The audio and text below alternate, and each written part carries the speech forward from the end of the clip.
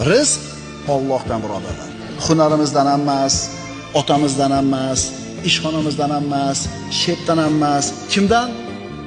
Allohdan. Sen tirikmisan? Demak rizqing bor. Agar rizqing tugagan bo'lsa, o'lasan. Shuning uchun musulmon odam o'zini xor qilmaydi. Rizq topaman deb shepga, oshnasiga, qo'shnisiga. Meni rizqim Allohning qo'lida. Seni ishxonangda ishlamasam, boshqa yerdan Alloh rizqini yetkazaveradi deydi. Agar iymoni komil bo'lsa, rizqini Allohdan yeygan. Shep, meni haydamang, мне нужна эта работа deydi. Menga kerak shu ish deydi. Haydamang deydi. Alloh taolo rizqini bitta eshigini yopib qo'ysa, boshqasini albatta ochadi. Chunki siz tirikmisiz? Robbis subhanahu va taolo sizni rizqingizni o'zini zimmasiga olgan. Xotirjam bo'ling, qo'rqmang, cho'chimang.